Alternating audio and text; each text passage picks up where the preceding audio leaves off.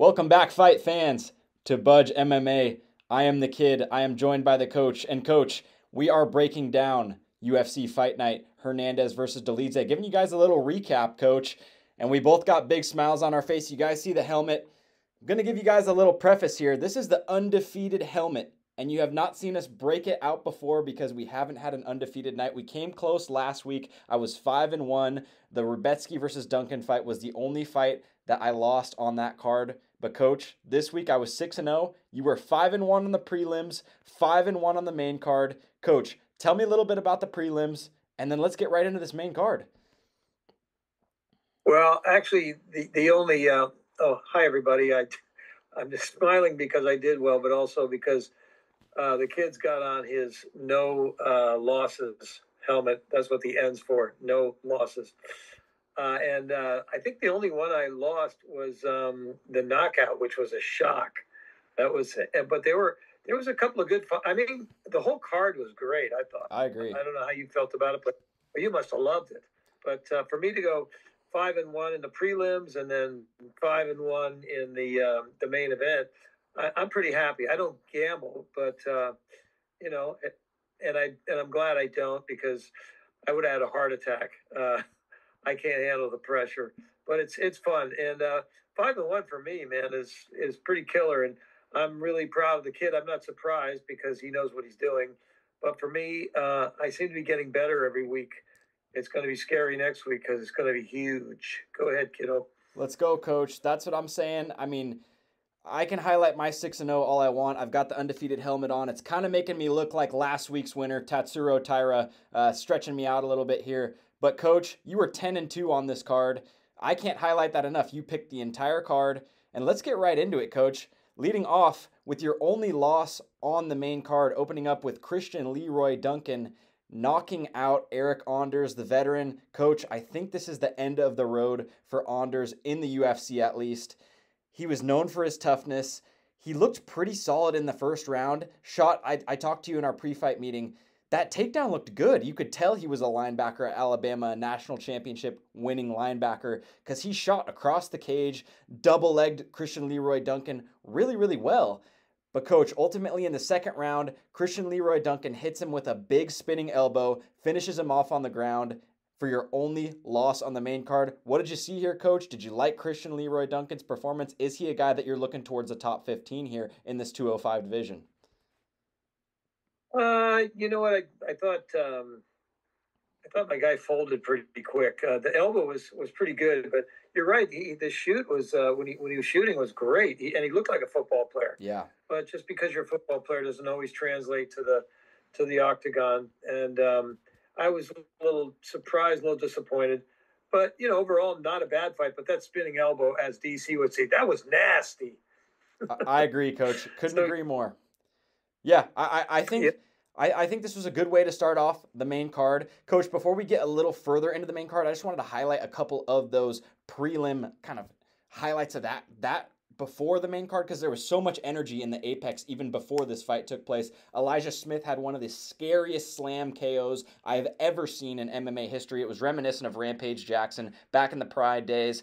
Jocelyn Edwards had a really nice knockout over Priscilla Cachoeira. And your only loss on the prelims, coach, I don't mean to bring it up, but Uros Medic had a very, very impressive comeback KO against Gilbert Urbina, where Urbina knocked him down super early. But coach, enough with your losses here. You got 5 wins in a row. Let's get on with one of our W's. We both picked our guy, Gene Matsumoto, over Miles Johns. And coach, even though this is one in the win column for the boys at Budge MMA, there were some shady scorecards, and I think this was the first example of it on this card. Coach, I know you thought Miles Johns got the better of the first 2 rounds in this fight. Break it down for me. I thought Matsumoto looked good and dynamic like we said, but I thought the commentary was super biased in this fight, and I thought Johns beat him to the punch in the first 2 rounds, maybe even all 3. Yeah, I felt like he did too, and I mean, obviously we both want to win. Yeah. And Matsumoto, I got to tell you, he's well-rounded. He looked good. Everything he did looked really good, but Johns came to fight, and I thought he won it. Yeah. I was actually thinking that was going to be your first L. Well, I mean, I'm happy for you and happy for me, but, I mean, you can look at that picture. and see how, most guys will clap to the other guy and give him a hug, shake their hand, whatever. I think he was pissed. Yeah. And I don't blame him. I thought he won, frankly. And Matsumoto, it's funny because when you win, and when he goes back and looks at that fight, he's going to go, wow, I don't think I really beat this guy. Yeah. So I don't know, maybe he won't. But yeah, we got the W, so what the heck, you know. John's put up a good fight, and I think he's probably going to get some more work just because they're going to look at that and go, well, the judging sometimes is so suspect, man. I mean, you see like a 29-20, and then there's a 30-27 or something. I mean, it's just weird sometimes. And even the commentators are starting to say, what is that? And they're starting to show the scorecard too. So, and you know, it's a little disheartening, and I'm sure it's disheartening for a guy who lost too, because they do work hard, man. They train hard. But anyway, W for both of us. So let's move on, brother, unless you got something else. I agree, Coach. I just wanted to add one more thing. I usually love the commentary pairing of DC and Dominic Cruz, but this fight in particular was extremely biased. I thought Johns was lighting up Matsumoto in the first 2 rounds with that kind of plodding style where he throws an explosive shot and doesn't really follow up, but Johns was pinging him with the jab all day. Matsumoto eventually started kind of drawing those counters out of him, but initially it was Johns. From my eyes, the first 2 rounds were for Johns easily. And all the commentary team had to say was, you know, Matsumoto has this the conserving style where he's going to let Johns burn himself out. And I'm thinking, while that may be true, Coach, Johns is beating him to the punch super early and banking these first 2 rounds. I thought Matsumoto won the third, but Coach, I wouldn't have a problem with the 29-28 for Matsumoto, but if you look at the round-by-round scorecards, a few of the judges had round 1 for Matsumoto. Absolutely not. That was Johns all day. I'm not going to call it a robbery. Johns left the arena crying. He thought he had won the fight. Obviously, whenever there's a close fight, both guys are going to be on the side that they won. Coach, I thought it was a razor-close decision. I'm happy we got the W, but I think Johns should have left this arena with the W. I agree. Let's move on, brother. Moving on, Coach, to our underdog pick of the week, a local guy, a Sacramento guy, representing California, Andre Fili takes out Christian Rodriguez. And Coach, I wanted to highlight your pick on this one especially because this was a plus 160 underdog. And Coach, you hit the nail right on the head. You said Christian Rodriguez does not beat veterans and Andre Fili does not lose 2 fights in a row. Coach, I'm going to let you take the lead because this was your pick. Take it from here. I thought Andre Fili looked great, lit him up with the jab all day, was dynamic, was a counter striker. I think he was great, Coach. What did you see? I saw the same thing, and I think he was really smart to use his length. Yep. And he was smart because he was recognizing that his opponent was getting inside. And once he started getting inside, there was a little bit of damage. And here's the other thing. He started doing, and now everybody's doing this, you know, this step into the center. And he's like, no, dude, I'm winning this thing. I'm not going to get clipped at the end and let you walk away with this. He knew he was up and he was smart. And he fought a really smart fight. I wasn't sure what was going to happen in the beginning, but, you know, I mean, he stayed the course, and that was awesome because it could have easily gone the other way. So I'm happy for Fili because, you know, I mean, honestly, he's I got distracted watching all his ink on him. That guy is like a walking cartoon, man. But he's got probably $20,000 on his chest and back. You know what I mean? He's let's just say he's a colorful fighter. For sure, Coach. And this was another representation of the judges being all over the place, Coach. I thought Fili won all 3 rounds non-biased. And if not, it was 29-28 Fili at least. And this went to a split decision. Are you kidding me? Yeah. What 2 rounds can you pick out that Christian Rodriguez won? I thought Fili's game plan was really, really smart. I think what I was going to highlight is that same thing, Coach. Everybody wants to do the Max Holloway to try and throw your opponent off their game plan. Fili stuck to his game plan. In the third, instead of letting Rodriguez be the one that got inside as the smaller fighter, Fili actually took the fight to the ground. I thought it was a perfect game plan. Like you said, he used his length. DC said something really, really smart. He said the only offense Fili is going to throw first is his jab. Fili was pinging Rodriguez with the jab, and everything else was a counter. He was letting the shorter, smaller fighter come inside and then pinging him over the top with a counter. Fili, Great counter-striking performance, very well-rounded. I think this is what we've been waiting for Fili. Let's see if he can string 2 fights in a row together, because it hasn't been like that prior, Coach. It's been 1-1, 2-2. He hasn't been able to string a big win streak together. He's 35 years old now. Like he said, he's getting older. He's got a kid. If he's going to kind of make a run to the rankings, it's got to be now, Coach. And I think this is a great way to start it. Christian Rodriguez is a great win. Yeah, and also when he was finished, I liked the fact that he seems like a nice guy, and he seems like a guy that's settled. He really appreciates where he's at in his life and his wife and kid, and it was just a nice interview. Sometimes you get these guys and they're just obnoxious, and he seems like he knows himself, and he's grateful for the win. But yeah, let's move on. That was cool. I agree, Coach. Fili with a great performance, wins by decision, and puts everything in perspective after with a great post-fight interview, Coach. Moving on to what I would say was the low point of the main card, Angela Hill taking on Yasmin Lucindo. I don't want to cover this too much. I also don't want to take away Yasmin Lucindo's shine, because she looked great. She looked extremely dominant. Coach, it was 3 rounds of takedown, stand up, couple strikes in the clinch, rinse and repeat. It happened for all 3 rounds. Clear 30-27 for Yasmin Lucindo. We were both on the right side of this. Angela Hill is a savvy vet. I thought she had a couple good moments. She had a really deep, locked-in guillotine where she was on top of Lucindo. Lucindo was carrying her weight, and Angela Hill had it locked up. Couldn't finish that submission. Eventually, Lucindo dominated all 3 rounds. Coach, that's all I got to say about that. You want to add anything about this fight? Yeah, and she showed, Lucinda showed her youth and her Brazilian background. And that picture pretty much tells it all.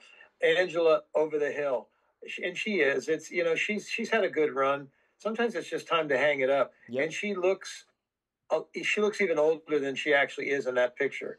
I mean, she looks bummed out and old, and she actually looked pretty spry when it started. And by the end of the thing, I mean, she got brought into the deep waters and just drowned. And Lucindo, she showed that she's youthful. She's not great. I don't think she's great by any means. I agree. But she's well rounded. And she did a smart job on Hill. She didn't let her get to her.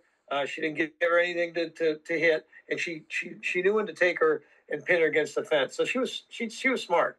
But yeah, I'm good on moving on for sure. I agree. Solid game plan from the 23-year-old Lucindo, Coach. Angela Hill's always a big litmus test in these lighter women's divisions, and Lucindo passed with flying colors, Coach. Let's move right on to our biggest scare of the week, Coach. Our boy Steve Erceg taking on Ode Osborne. Coach, Ode looked quick in that first round. I don't think I've seen a guy look quicker at the 125-pound weight class. I know this was a 135-pound bout, but both of these guys are flyweights. Coach, Ode looked like he was going to steal that number 10 ranking from Steve Erceg early. I thought it was going to be like we said earlier in the fighter meeting, the breakdown prior. This could be a Dominic Reyes story where he is so close to grabbing that belt in an unlikely fashion away from a dominant champion, and then there starts to be a backslide where you're losing 4 fights in a row. Ultimately, Coach, Steve Erceg found a way to right the ship after an extremely difficult first round where he got dropped multiple times, was outstruck, got beat up in the clinch, and even ended up on bottom at the end of the round. Coach, I thought it was a close decision. I'm not going to lie. That second round was extremely close. Not a lot happened. I thought the first was Ode clear. The third was Erceg clear. But this fight could have gone either way, Coach. The second round was extremely tough and close. I thought Erceg eked it out by the smallest margin because not a lot happened and Erceg landed some hard shots. But, Coach, it wasn't a good look for our boy. I'm glad he found a way to grit through to get this W. But what did you think about Erceg's performance here, Coach? It didn't look very encouraging to me. Honestly, in the first round, I remember sending you a text and going, Steve is down, man. He looks bad. And I thought they were going to stop the fight. I agree. Thought they were going to stop the fight, to be honest with you. After he got dropped, he was smothered. Yep. And I thought he almost looked like he was going to get choked out. And he was actually hiding. The thing I will say, it showed a lot of guts because he got tagged a few times. Oh, yeah. And he knew. It was funny what they were saying about the fight. I don't know if you were listening. He had another fight where he was in the middle of the fight and he started thinking about when he got knocked out. I did hear that. In the Moreno fight, he was thinking about getting knocked out by Cara France. Yeah, and DC's going, man, how does a guy think about that? How are you thinking about that during a fight? I mean, man, that was nasty. Yeah. And I'm thinking, my God, is he going to get knocked out again? But you know what? He really showed that he's starting to become a veteran, because he shelled up and he weathered the storm. And I thought, okay, now you got to come back. He realized from that first round what he had to do. He had to start kicking and grappling, and the second round was really close. It could have gone either way. But the third round, he tagged this kid a few times, Osborne, and you're right. Osborne looked super fast. Yeah. I thought, who is this guy, man? He is lightning fast. Yep. And he came out with a lot of confidence. And Usyk never looks like he's that into it. No, you know what I mean? He looks like he's just kind of, and he actually, he made Usyk look slow. Yeah. Which was weird. And Usyk realized how fast he was. Yep. And suddenly he went into grappling mode, which was really smart. Yep. And he warmed down a little bit. He warmed down just enough to slow him down so that he could start being on the same level as far as striking. Coach, I liked the performance from Usyk from this standpoint. This is what I was thinking of earlier prior to recording this with you. I love that he dropped the ego from the first round. Not saying Steve Usyk ever has an ego, but look, we make a lot of tennis comparisons. When Andrei Rublev stepped on the court at Wimbledon against Carlos Alcaraz, he wants to go toe-to-toe. He thinks there's not one guy on this planet Earth that can out-hit me, out-bang me.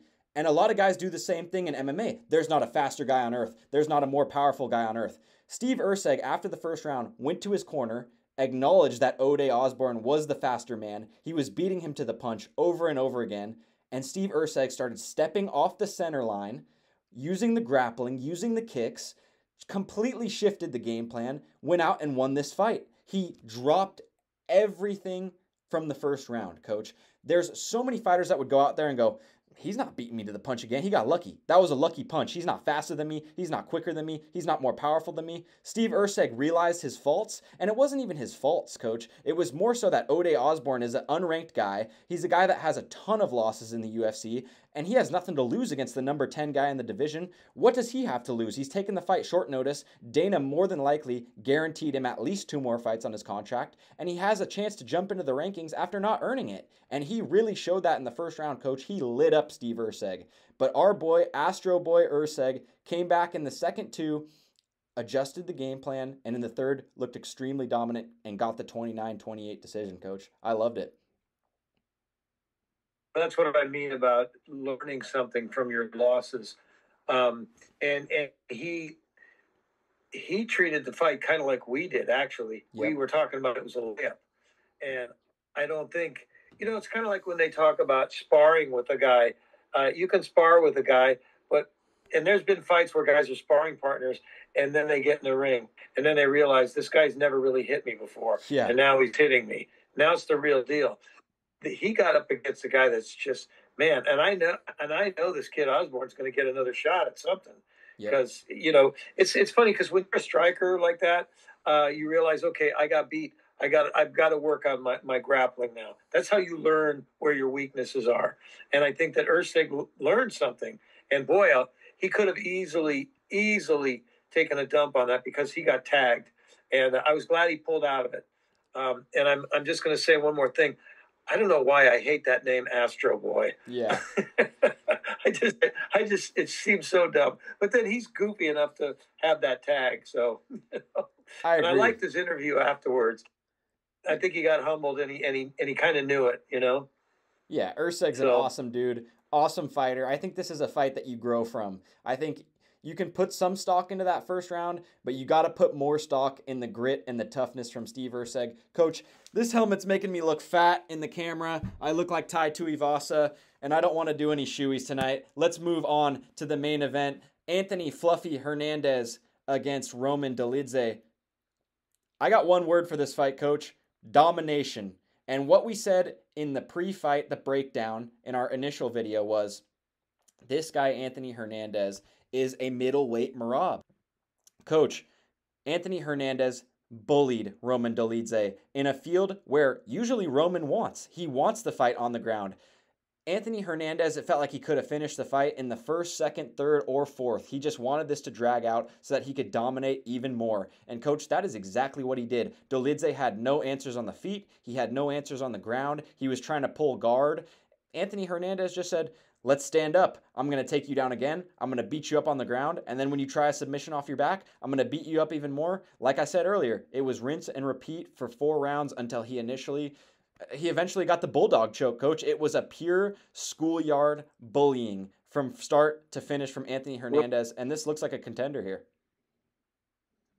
Well, you know what? Look at that picture. Yep. It looks like a guy said. It looks like a guy says, "Dad, I've had enough from you." Exactly. And he looks like he's dragging the old man out. And you know, it was weird. He not only whooped his butt. He got a point taken away. He kept grabbing the fence. I haven't seen that. I don't know if you've ever seen it where they took a point away because he grabbed the fence 3 times. Yeah, 3 warnings. And 3 warnings. And I text you earlier and I said, Hernandez, it should be Hernandez because he is him. He's a badass, man. And he's got. I didn't see any holes. Of course, you know, when you step up and go with the bigger guys, like he wants to Ritter, I mean, that would be interesting. Yeah. You know, I mean, he looks really good. I mean, and the fact that he kept pinning him and then going, get up. I mean, that's got to be so humiliating. Yeah. You know, it's like knocking a guy down and saying, get up, I want to knock you down again. And DC kept saying he's just gonna knock him down and lay on him and then tell him to get up again.